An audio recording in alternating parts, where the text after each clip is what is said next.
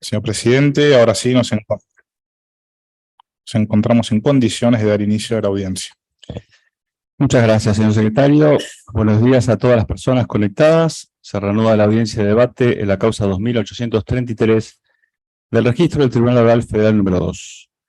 Continuando con la última etapa del juicio, iniciada el viernes pasado, tendrán hoy la posibilidad de manifestarse antes del cierre del debate, si así lo desean, Cristina Fernández de Kirchner, Héctor René Jesús Garro, Carlos Santiago Kirchner y José Francisco López. De este modo, comenzaremos dándole la palabra a la doctora Cristina Fernández de Kirchner, para lo cual habilitamos su micrófono. Bueno, muy buenos días a todos y a todas. La verdad es que cuando el doctor Beraldi me habló de este tramo del juicio, al que denominan los penalistas, y el código calculo también, no soy penalista, ya lo saben, últimas palabras, dije, bueno, últimas palabras. Nunca un término judicial tan apropiado para definir lo que es este juicio o este tribunal, Ministerio Público Fiscal incluido. Porque si el día 2 de diciembre del 2019, cuando me tocó hablar por primera vez ante este tribunal, dije que era el tribunal del lawfare, luego de todo lo que nos ha tocado vivir, y en particular lo que me ha tocado vivir, debo decir que esto más que un tribunal del lawfare fui muy generosa, creo. En realidad es un verdadero pelotón de fusilamiento. Este tribunal es un pelotón de fusilamiento y se inició fundamentalmente a partir de la increíble diatriba, no se puede denominar acusación ni alegato, a los 20 días que los fiscales Luciani y Mola se dedicaron a injuriar, agraviar, denostar y actuar, no conforme a derecho, sino cual editorial de Clarín o del diario La Nación. Realmente merecerían ser los periodistas estrellas de estos medios, porque fue increíble el desapego, no solamente a las formas, después de todo no sería tal vez lo más importante, sino al fondo de la cuestión, a los hechos. Porque como decía Fait, a quien nadie puede catalogar de acá, las opiniones son libres,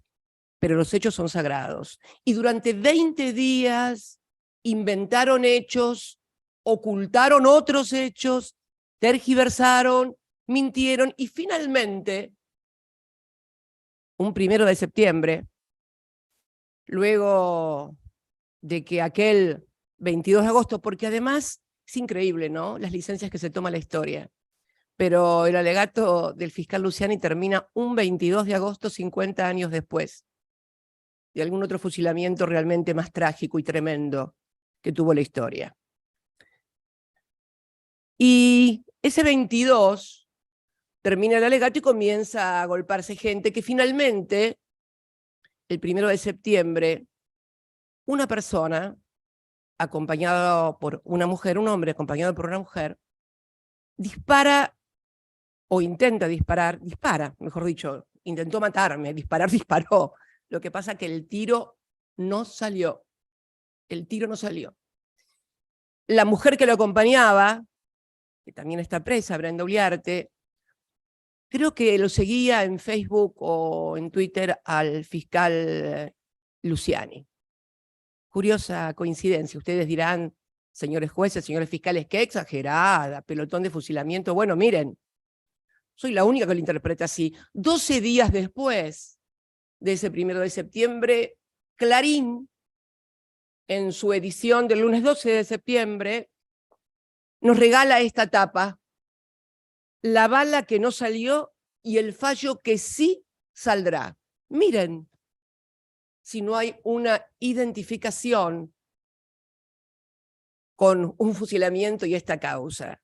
Es que Freud se toma esas licencias también y explica lo que es el subconsciente muchas veces. Y tenemos entonces que durante esos 20 días se contaron hechos que no habían existido, desde reuniones inexistentes, y se ocultaron otros. Y resulta ser que cuando luego, en los alegatos de la defensa, en la cual también participé en mi carácter de abogada, se demostró que todos y cada una de las cosas que habían sido acusación del fiscal eran mentiras, no eran ciertas. Es más, hace pocos días me enteré ya en otra defensa que hasta por Google le habían demostrado que lo que decían respecto de un determinado hecho no era cierto. Google, que bueno, que te muestra los hechos en vivo y en directo. Así estamos. Ahora bien, cuando yo estoy acusada en los tribunales de Comodoro Pi, la figura de la asociación ilícita y las prisiones preventivas surgen a gusto y piacere, todas, por supuesto, siempre orientadas hacia nuestro espacio político y específicamente también hacia quien habla. Ahora bien, cuando me ha tocado ir como víctima a ese mismo Comodoro Pi, sus colegas establecen que no son asociaciones ilícitas, por ejemplo, las de la gente que se comunicaba por redes y cometía actos de violencia contra el Estado en la Casa Rosada o contra mi casa con bombas Molotov, que además eran financiadas también por empresarios muy conocidos en esta causa también. Bueno, conocidos porque los descubrimos nosotros cuando miramos el teléfono sesgado del señor López, al que parece ser que habían visto determinadas conexiones y comunicaciones, 2 o 3, y no habían visto centenares de chats que revelaban que el trato amistoso, que las redeterminaciones de obras, que las licitaciones las discutían con algunos otros empresarios que no eran precisamente peronistas, sino macristas. Es más, vivía en la casa de uno de ellos, aportante también de Cambiemos. También es notable porque cuando uno es víctima, entonces la figura de la asociación ilícita no existe. Si es asociación ilícita, un gobierno electo democráticamente en 3 oportunidades. No es asociación ilícita lo que precisamente ha sido creado por el derecho para representar y castigar a las personas que se asocian con el fin de producir conmoción pública, que es uno de los ejes de la asociación ilícita. Tal vez porque en Comodoro Pi no se considere que mi muerte, mi asesinato, puede ser un acto de conmoción pública. Y entonces una causa por acá, otra causa por allá, y nada de asociación ilícita. Y además, por si todo esto fuera poco, porque también ayer lo consultaba con el doctor Beraldi, la figura del 173, creo que es la defraudación a la administración, y el 174, que es el que cometiere fraude en perjuicio de alguna administración pública. ¿En serio? ¿En serio que creen que nuestros gobiernos cometieron un fraude en perjuicio de la administración pública? Mi gobierno, que entregó un país desendeudado. El doctor Néstor Kirchner, que le pagó al Fondo Monetario Internacional. Nosotros estafamos al país, defraudamos al país cuando las condiciones de vida de la gente eran muy superiores a las de hoy. Esto es una defraudación al Estado. Sin embargo, quienes trajeron al Fondo Monetario Internacional y 45.000 millones de dólares que no sabemos dónde están, esos no tienen ningún problema. Están en Qatar, mirando el Mundial. Esta es la Argentina, porque en realidad, tal cual lo dije aquel 2 de diciembre, que me equivoqué en cuanto a lo del lawfare, ¿no? Pero no en cuanto a que no iban a dar respuestas. Los fiscales, Luciano y Mola, no pudieron responder a ninguno de los hechos, no de las interpretaciones, no de las descripciones jurídicas que siempre ameritan una parte de la biblioteca para un lado y otra parte de la biblioteca para el otro. No. No pudieron replicar ni desmentir ninguno de los hechos que la querella, y que también yo leyendo la Constitución, porque además muchas veces la Constitución hay que leerla y se explica muy simple las cosas. Entonces, creo que esta suerte de pelotón de fusilamiento tiene por objeto, y tuvo por objeto desde el principio, estigmatizar a un espacio político y fundamentalmente a quien tiene el mayor grado de representación de ese espacio, no porque se me ocurra a mí, sino fundamentalmente porque las votaciones, las elecciones determinaron darme ese lugar. En los partidos políticos los lugares se ganan con los votos fundamentalmente, ¿no? Creo que la estigmatización para que nunca nadie vuelva a atreverse a hacer las cosas que hicimos nosotros, de pagarle al fondo, de recuperar las AFJP, de recuperar YPF, realmente creo que ha sido también aleccionador, porque ha sido una actividad, la judicial de Comodoro Pi, absolutamente disciplinadora de la clase política. Yo lo que creo fundamentalmente es que estamos en una situación en la cual si la gente viviera mejor y estuviera mejor, pero la verdad que esto va a tender a deteriorarse, porque cuando las instituciones, desde las instituciones, desde se conforma un partido, yo lo decía el otro día cuando me tocó hablar, en la conformación de este verdadero partido judicial que vino a sustituir al viejo partido militar que impedía expresarse libremente a la voluntad popular, que condicionaba la democracia, hoy el partido judicial también cumple este rol: condicionar, obturar las posibilidades de expresión en democracia y fundamentalmente también estigmatizar y disciplinar a los dirigentes en la República Argentina. Si todo esto, como decía anteriormente, tuviera por objeto que la gente viviera mejor, que las posibilidades del país fueran mejor, pero no es así. Al contrario. Y siempre ha sucedido que cuando la crisis del partido militar, siempre ha sucedido que finalmente hay hechos que terminan disparando, que no son ni este juicio, tal vez, ni ningún otro. No es que estoy creyéndome que algo va a surgir. No, no, no, pero simplemente cuando la sociedad advierte este tipo de manejos y de maniobras, bueno, fundamentalmente eclosionan las instituciones. Realmente quisiera estas últimas palabras, que serán las últimas palabras en este juicio, sinceramente, pero que reflejan en cierta medida lo que dije allá, un 2 de septiembre, y que no me equivocaba. La sentencia estaba escrita, lo que nunca pensé que iba a estar tan mal escrito, tan mal acusada como fue en la Fiscalía. Porque fueron 3 años en los cuales nada de lo que dijeron pudieron probarlo. Y no solamente eso, sino que cuando hicieron nuevamente la acusación del fiscal, fueron todos y cada uno de los hechos absolutamente demostrados que eran, no solamente que eran falsos, sino que no habían existido siquiera.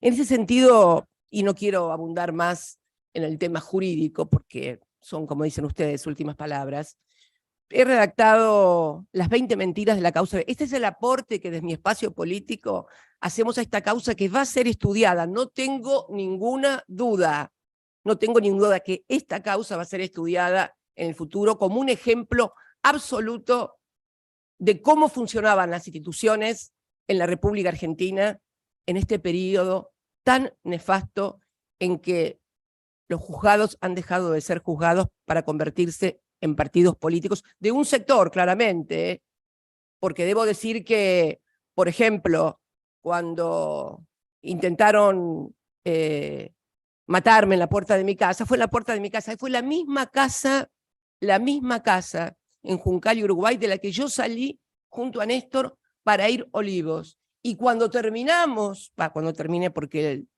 ya había partido, cuando terminamos en el 10 de diciembre del 2000, volví al mismo lugar. Siempre viví en la misma casa, en el mismo lugar, tal vez alguna otra dirigente muy importante de la oposición, que vecina del barrio, un poquito más para allá, más en un lugar más selecto, en la isla, compró un departamento a mitad de precio, que además se lo vendió la hija de su contador, que además lo había comprado un año antes y que además se lo vendió prestándole la plata. Bueno, pero la ladrona y la chorra soy yo. Esto es lo que estamos viviendo en la República Argentina. Esto es lo que se está viviendo en la República Argentina. El 10 de diciembre del 2015 tenía exactamente los mismos bienes que habían sido analizados en 3 causas judiciales ahí en Comodoro Pi, por 3 jueces diferentes. Uno de ellos, el doctor Julián Ercolini, el instructor de esta causa, de esta asociación ilícita. En los 3 casos sobreseída y archivo de actuaciones. Los mismos bienes que ahora tienen mis hijos. Sin embargo, la chorra y los ladrones somos nosotros. Entonces, cuando esto se hace, además con el concurso mediático, debo decir que ustedes no están solitos. Sería imposible que pudieran hacer todo esto que han hecho solitos. La pata mediática ha sido siempre, absolutamente siempre, imprescindible en este tipo de manejos y en este tipo de causas. Pasó en la dictadura militar. ¿Se imaginan si hubiera habido algún diario, algún medio, algún periodista, alguien que hubiera dicho, están tirando gente de los aviones, vivas, en la ESMA hay un campo de concentración, torturan gente? No. Tampoco se daba paso a los habeas corpus que se presentaban en los juzgados, tampoco. Pero siempre esa complicidad entre el Poder Judicial, los medios y los sectores antidemocráticos de nuestro país, que se disparó en el 30, con aquella famosa acordada de la Corte declarando constitucional el gobierno de facto, nunca había tenido a ustedes, a los jueces, como actores en primera línea, porque el partido militar fueron precisamente los militares, los que los apoyaron económicamente, los que los impulsaron, empresarios económicos, o los medios que callaron y los protegieron y se quedaron con bienes, no tuvieron ningún castigo. Los que sí tuvieron castigo fueron los que metieron la mano en el barro, mejor dicho, en la sangre. Y yo creo que también vendrá una etapa en la cual quienes en el partido judicial han hecho este tipo de cosas, de persecuciones y de omisiones frente al latrocinio que significó el préstamo del Fondo Monetario Internacional, el endeudamiento salvaje del gobierno y tantas otras cosas, que hay denuncias en Comodoro Pi, pero que ninguna de ellas avanza, hasta tal punto que los jueces que colocaron a dedo en la Cámara Federal y que fueron los que liberaron a quienes participaban en las verdaderas asociaciones ilícitas en las cuales tiraban bombas molotov, actos de violencia, son los mismos jueces que dijeron que bueno, que no importa, que el espionaje a los familiares de Lara San Juan se había hecho exclusivamente para la seguridad del presidente, como si se pudiera violar la ley de seguridad interior para asegurar la seguridad del presidente. Así estamos en la República Argentina. Por eso, premonitoriamente, aquel 2 de diciembre, anuncié cuál va a ser la sentencia, pero bueno, en definitiva, creo que tal cual lo dije en aquella oportunidad, otros van a tener que responder por todo lo que se hizo durante esta etapa. No lo pudo hacer ni el fiscal Luciani ni Mola. Seguramente en algún momento quienes toman estas decisiones, que finalmente condenan a fuerzas políticas y a personas a la estigmatización sin pruebas y en violación abierta de la Constitución, al asignarle el carácter de asociación ilícita a un gobierno o a 3 gobiernos elegidos democráticamente, bueno, verán si realmente, como pienso, la historia también los va a condenar. Creo sinceramente que no quiero extenderme mucho tiempo más, hemos hablado mucho y durante ahora estas 20 mentiras de la causa de vialidad que he redactado como un aporte doctrinario. ¿Vieron que en el peronismo están las 20 verdades del peronismo? Bueno, hemos construido las 20 mentiras de la causa vialidad. Cuando termine esta intervención, las vamos a compartir en nuestras redes para que todos y cada uno de los argentinos conozcan los argumentos sobre los cuales el fiscal Luciani y Mola durante 20 días denostaron, difamaron, mintieron sobre mí y sobre nuestro gobierno. Realmente quiero agradecerles a todos y a todas, sobre todo a todos los abogados defensores, a todos los empleados, el trabajo que cumplen. Y bueno, nada más que decirles que estas últimas palabras quería simplemente reflejar lo que nos ha pasado o lo que me ha pasado y me pasa con respecto a lo que es el manejo del partido judicial aquí en la República Argentina. Muchas gracias a todos y a todas. Muchas gracias, doctora. Lo tenemos presente. Pregunto ahora a Héctor René Jesús Garro si tiene algo para manifestar antes del cierre del debate. Lo desmuteamos. Buenos días, señores fiscales, señores jueces. La verdad que no tengo nada que decir. Muchísimas gracias y nos estamos viendo. Muy bien, lo tenemos presente. De la misma manera, pregunto al señor Carlos Santiago Kirchner si tiene algo para decir antes que el tribunal pase a deliberar. Sí, buenos días, señores fiscales y señores jueces. Yo por mi parte no tengo absolutamente nada que agregar. Gracias. Lo tenemos presente. Por último, pregunto a José Francisco López si tiene alguna manifestación que hacer antes del cierre del debate. Buenos días, señor presidente, señores miembros del tribunal. No voy a hacer uso de las últimas palabras, porque todo lo que tenía que decir ya lo dijo en el alegato mi abogado defensor. Agradezco la oportunidad y los saludo a ustedes muy atentamente. Muchas gracias, y lo tenemos presente. De esta manera estaríamos finalizando la actividad procesal prevista para el día de la fecha y vamos a anunciar cuáles son las próximas audiencias. El día lunes 5 de diciembre a las 9:30 horas podrán manifestarse en los términos del artículo 393 infine los señores Raúl Gilberto Pavesi, Nelson Guillermo Periotti y José Santibáñez, mientras que el martes 6 de diciembre a las 9:30 horas podrá hacerlo el señor Juan Carlos Villafañe, luego de lo cual el tribunal pasará a deliberar para emitir su sentencia. Con esto, cuarto intermedio, hasta el lunes 5 de diciembre a las 9:30 horas. Tengan todos y todas muy buenos días.